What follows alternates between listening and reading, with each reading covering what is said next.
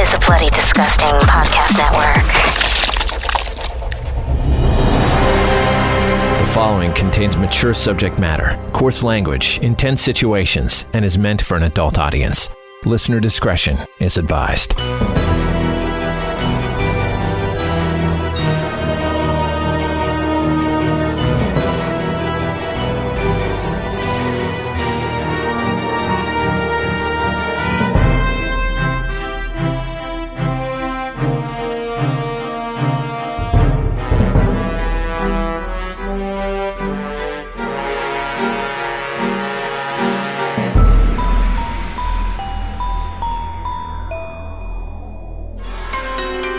Love is the foundation on which churches are built. Imagination is awakened, and secrets are buried. Bleeder's Digest, issue number 8, The Decker House. This story is called The Decker House, written by Spider One. This is a true story. Now, I know it's a true story because it's my story. In full disclosure, I'm telling you this from Pelican Bay State Prison in Crescent City, California. So yeah, you can probably guess this true story doesn't end that well. Now, before you go and make a bunch of assumptions about me, let me just say you'd be wrong. I'm not a thug or a gang member or a drug dealer, and I'm not some despicable white-collar criminal either. I'm none of those things. But I'm also not innocent. Not in the least. I'm locked away in a maximum security prison for life because I deserve to be here. Guilty as charged. But before I get into all that, I'd like to go back a few years. My name's Luke, by the way, and I was always a pretty normal guy. Average in a lot of ways, but overall, I'd say happy. I got a job straight out of college working as a researcher for a sports division at a local cable news network in Southern California.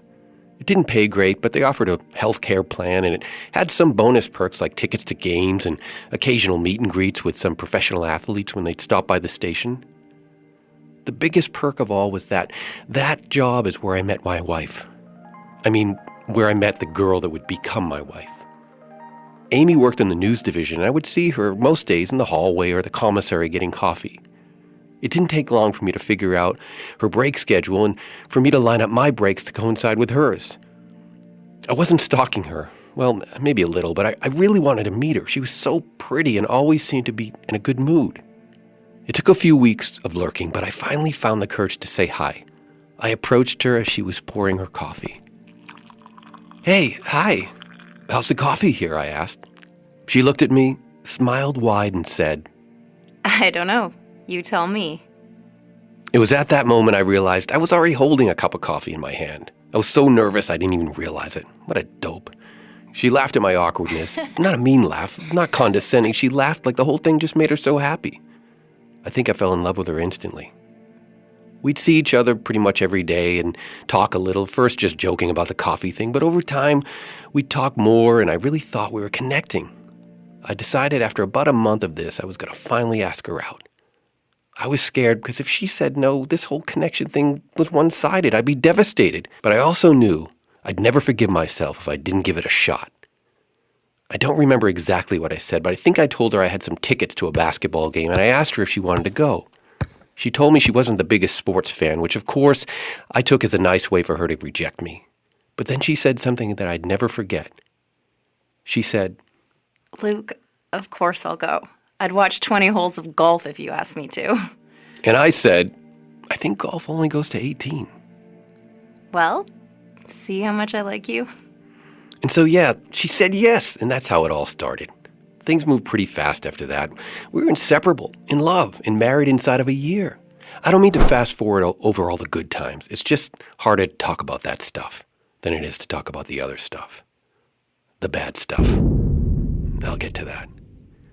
We were sharing a little 2-bedroom apartment, but knew that if we were going to start a family, which was the plan, that we would need a house. Now, buying a house in Southern California on our salaries wasn't going to be easy.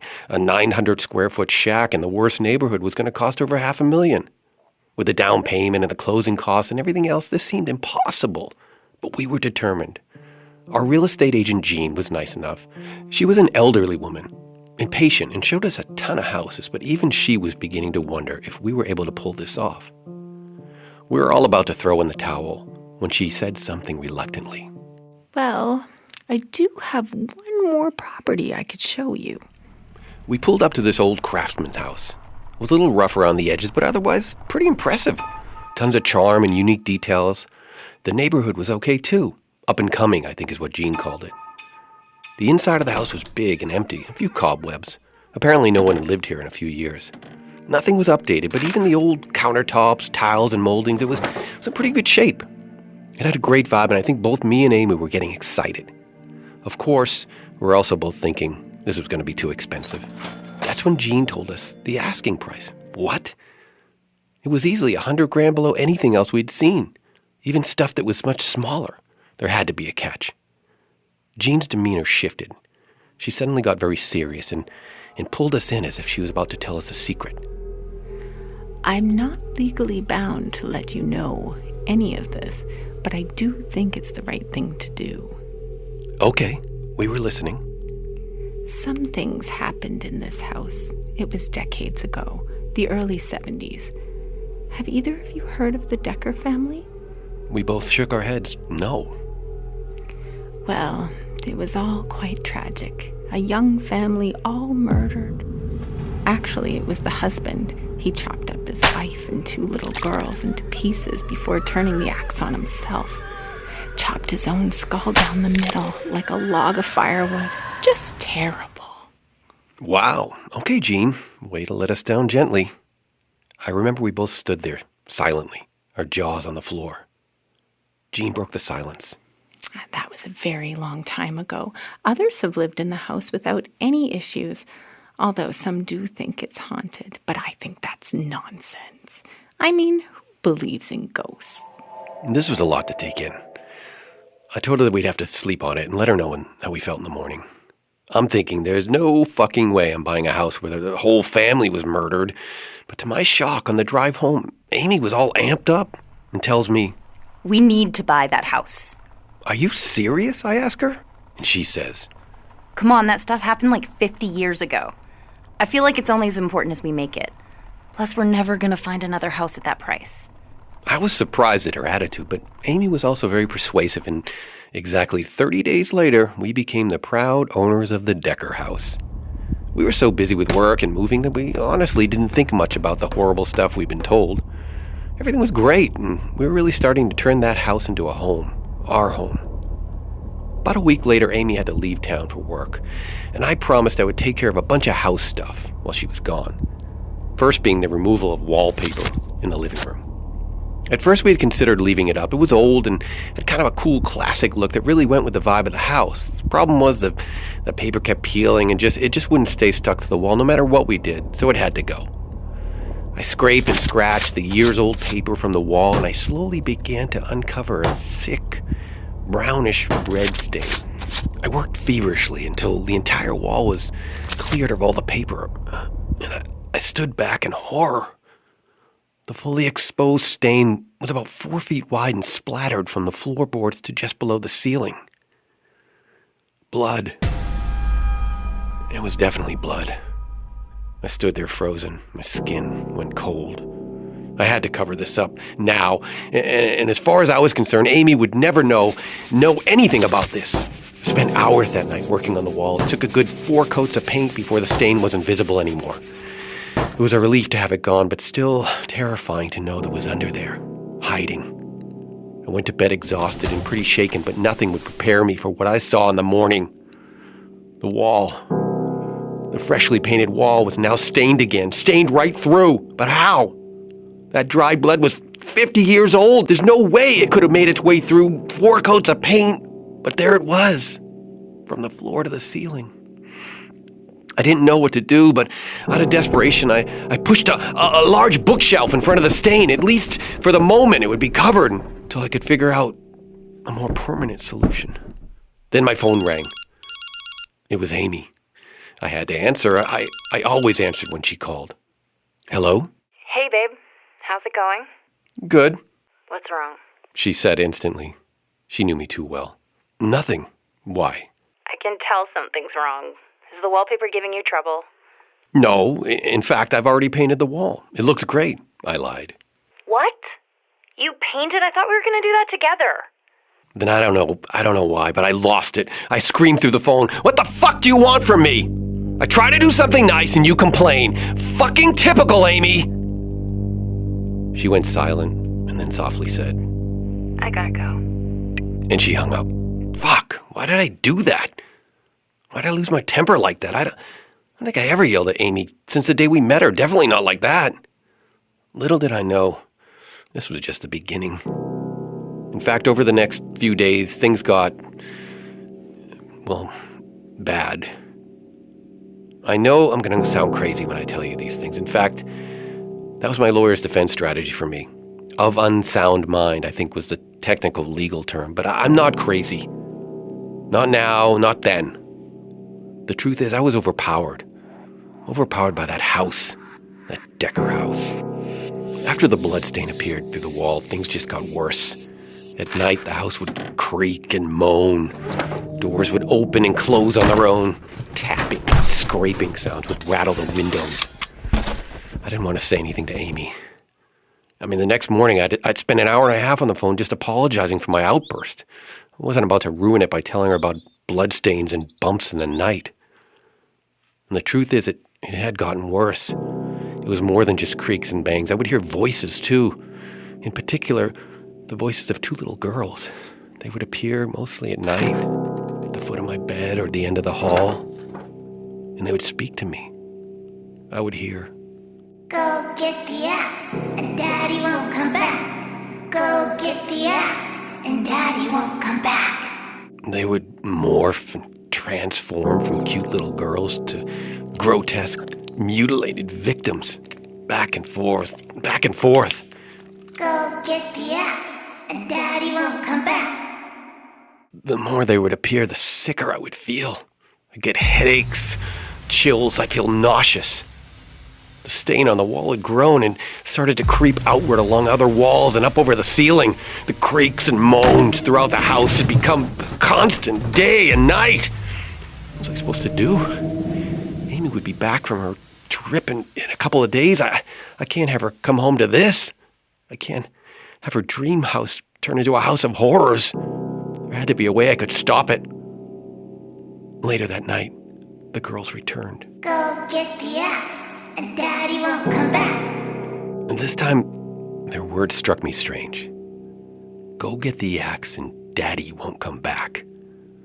The story Gene, our real estate agent, told us was that it was the dad that had killed his wife and kids. So why were these girls saying to get the axe to keep Daddy away? Who were they talking to? Something didn't add up. I jumped out of bed and ran to my computer and searched the Decker house, the Decker murders, the Decker family. I sat for hours poring over any information I could dig up. And one thing that I did find that didn't fit Gene's story was that the mother's body was never found. The daughters, yes, chopped to bits. The father, yes, his head split in two with an axe, just as she said. But the mom was never found. It was just assumed she was murdered by her husband and disposed of, buried or burned, but never found. Why would Gene leave this detail out? Seemed like a pretty big piece of the story to forget. Was her knowledge of the Decker family history a little shaky, or maybe, just maybe, she had something to hide? I decided that old Gene had a little explaining to do. The next morning I called her and asked if she could swing by the house. Of course.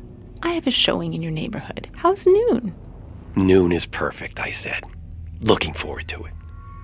A lot of what followed is a little blurry, but I do remember a few details clearly. I stood in the entryway, quiet and still, waiting for Gene's arrival.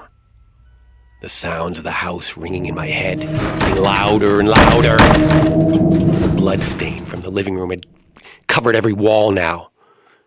Then promptly at noon, a knock. It was Gene. It was her. And at that moment, from the corner of the room, the two little girls appeared. "Go get the axe, and Mommy won't come back," They said. Then again. "Go get the axe, and Mommy won't come back." Mommy? I asked. And then the girl said something I'll never forget. "It's her. It's her. She's the one that killed us and Daddy. An axe was suddenly leaning against the front door, waiting for me to pick it up. Jean knocked again. Hello? She called out. I swung the door open, axe in hand. Luke? She asked, confused. Hello, Mrs. Decker, I said as I dropped the axe deep into her face. Her skull opened up and she fell hard onto the floor in front of me. I finished the job by dicing her up into little pieces. I chopped and chopped and chopped, just as she'd done to those poor little girls. I slid to the floor in exhaustion and stared at her mutilated body. Her limbs, head, and torso ran red like a broken sewer pipe from hell. The pool of blood expanded around me until I was surrounded, my clothes drenched and heavy. I did it.